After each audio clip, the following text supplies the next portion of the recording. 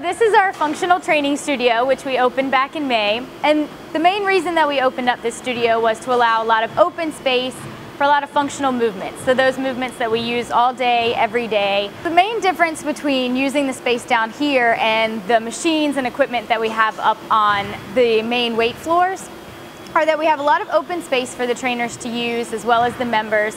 You can do long movements, you can do speed work, some plyometric work down here without having to worry about any sort of fixed resistance or do you fit into the machine properly, is the strength curve appropriate, and kind of playing around with the different weight plates. We definitely have some equipment that you use weight plates with down here, but for the most part we're looking at body weight, core exercises, and those kinds of exercises that are going to help the most with functional activities. The design of the studio down here allows for a lot of that open space which I've talked about, with some of the agility ladders built into the floor, some of the speed work that we can do down here.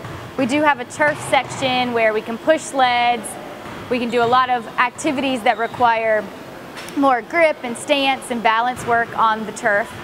We also opened up the space so that we can have access to our TRX, space for the kettlebells. With the TRX we can now maintain 8, 10, 12 people at one time, and we also have the ability to use our RIP trainers. We've got a lot of new small groups starting out on the RIP trainer in the new year. Always want the bungee cord to be coming straight out from the anchor point when you're doing any movements. You can chop across the middle, wood chops, hockey shots. So a lot of different movements with these. As you progress and you learn the exercises through them, if it's something you want to incorporate in your program or continue working with, you do have to be with a trainer. One of the first stations that we have down here is our kettlebell station. We do offer some of our kettlebell classes in group exercise, but if you're looking for a little bit more technique and progression in some of those advanced exercises, you can join one of our many small groups for kettlebells. The main idea with kettlebells is it's very functional, a lot of lower body and metabolic work, and you get all of those large muscle groups moving in a functional way. When you're working with kettlebells, one basic thing to keep in mind, which is scary for a lot of people, is if you're having trouble mastering one of the movements technique-wise, grab a heavier bell. I know it sounds counterintuitive, but a lot of times that heavier bell on your swings and your clean and press where that momentum is involved, the heavier the bell, it actually slows down the movement and makes you actually get the correct form down before you progress on. Next we have our kinesis equipment, which is types of equipment that we've had before in the past. We've just brought them down into this space, opened them up for all of our members. The nice part about these are they are weight stack involved like the machines up on the weight floor, but they're on suspended cables. So you can do a lot of free motion movements, kind of playing around with what your joint action is. You can step out, do a lot of dynamic movements. There are only 3 pieces, but those 3 pieces will definitely give you a full body workout. Our next station down here is the TRX, and that stands for Total Resistance Exercise. And the main thing with TRX is that you get all core all the time, and it's all body weight and suspension activities. The basic ideas with the TRX, the closer you are underneath this rack and frame, the harder the exercise is, the further away you are, the easier. So as an example, with our basic row, we're pulling into the body, so it's not so hard here. As we progress and we come lower into the frame, it becomes a little bit harder. The whole time you're engaging the core, keeping your body nice and straight. There's no bending at the waist throughout any of the TRX movements. And you definitely get a full body workout. You get your cardio mixed in. So check out some of those 30-minute small groups. Another piece of equipment we keep down here are our heavy ropes. So we have the one like you see here. We also have a narrower, little bit lighter and longer rope as well. The main difference is just how heavy the rope is and how quick you can move it. So if you're looking for a lot of speed work, you want to grab the lighter rope. If you're looking for kind of getting that heart rate up, getting some cardio in, you want this heavy one. The basic exercise with this is going to be making waves. So you hold on to the rubber handles, nice squat athletic stance. For the small waves, you're just moving up and down. You can make them bigger, and you can do both at the same time. There's a lot of different exercises to do with the rope. You just want to make sure again that you pick the right length, you pick the right size, and so we do have 2 different options down here for you. The sled is another piece of equipment that we have down here, and there are a couple of things to keep in mind with the sled. The first is they all have these leads on them.